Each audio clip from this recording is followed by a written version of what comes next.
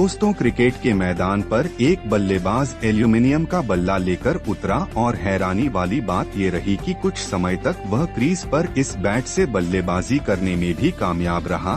Cricket के मैदान पर एक बार ऐसा वाकया देखने को मिला जिसने पूरी दुनिया को हैरान करके रख दिया था। इसके बाद विरोधी टीम की शिकायत के बाद इस मैच में एक जबरदस्त मुकाबला देखने को मिला, जिसके बारे में हम आपको बताने जा रहे हैं। 1979 में इंग्लैंड की टीम ऑस्ट्रेलिया में एशेज टेस्ट सीरीज खेल रही थी।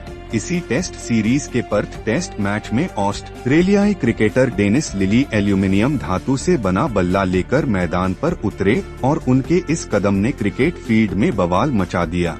डेनिस लिली कोई स्पेशलिस्ट बल्लेबाज नहीं थे, बल्कि अपने जमाने के एक खतरनाक तेज गेंदबाज थे जो 9वें नंबर पर बल्लेबाजी करने आते थे।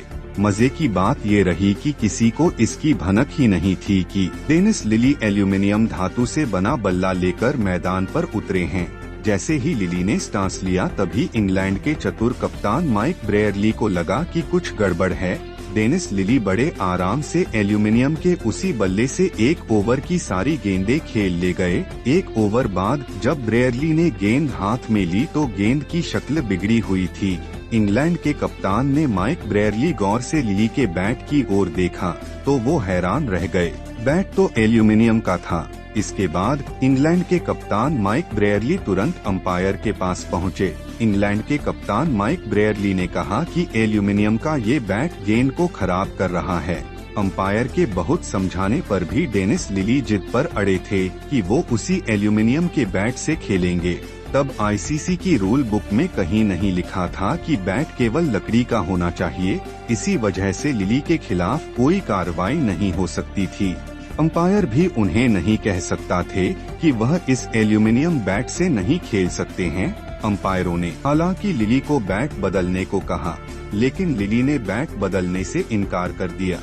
इसके बाद इंग्लैंड के कप्तान माइक ब्रेयरली ने डेनिस लिली से कहा कि वह इस एल्यूमिनियम के बैट से नहीं खेलें, लेकिन लिली ने किसी की बात नहीं मानी। मैदान पर काफी ड्रामा होता देख ऑस्ट्रेलिया के कप्तान ग्रेग चैपल बीच बचाव के लिए मैदान पर पहुंचे थे। ऑस्ट्रेलियाई कप्तान ग्रेग चैपल ने इस बात को भांप लिया कि अगर ये ड्रामा ऐसे ही चलता रहा तो मैच लंबे समय तक रुक जाएगा। इसीलिए वे मैदान पर आए और लिली को लकड़ी का बैट इस्तेमाल करने के लिए कहा।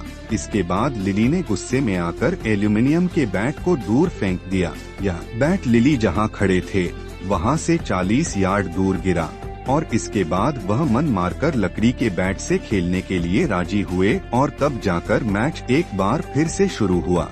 हालांकि डेनिस लिली के इस दुर्व्यवहार के लिए उनके खिलाफ कोई एक्शन नहीं लिया गया। ऑस्ट्रेलियाई क्रिकेट बोर्ड और अंपायरों दोनों ने डेनिस लिली को चेतावनी देकर छोड़ दिया। इस मैच के बाद उस एल्यूमिनियम बैट की खूब बिकवाली हुई, जिसके लाभ का प्रतिशत मोनेगन ने लिली को भी दिया। लेकिन बैट के तेजी से बिकने का सिलसिला अगले कुछ ही महीनों तक चला, क्योंकि क्रिकेट में एक नया नियम इजाद हुआ जिसके अंतर्गत क्रिकेट में सिर्फ लकड़ी से बने बैट का इस्तेमाल किया जा सकता था। एल्यूमिनियम का यह बैट लिली के दोस्त ग्रेम मोनेगन की कंपनी ने बनाया था। यह बैट परंपरागत क्रिकेट बैट के रिप्लेसमेंट के लिए बनाया गया था, जो स्कूलों और विकासशील देशों को ध्यान में रखकर तैयार किया गया था। मोनेगन ने एल्यूमिनियम के इस बैट का निर्माण बेसबॉल के बैट को ध्यान में रखकर किया था, जहां लकड़ी के बैट को एल्यूमिनियम से रिप्लेस किया गया था। लिली अपने दोस्त मोनेगन की कंपनी में हिस्सेदार थे, इसलिए उन्होंने एक मार्केटिंग स्टंट का पूरा करने के लिए उस बैट के साथ अंतर्राष्ट्रीय टेस्ट मैच में खेलने का निर्णय लिया। जिस बैट का इस्तेमाल लिली ने 1979 के उस मैच में किया था, वह आज भी उनके पास है। मैच के खत्म होने के बाद उस बैट पर दोनों टीम के खिलाड़ियों ने अपने हस्ताक्षर किए।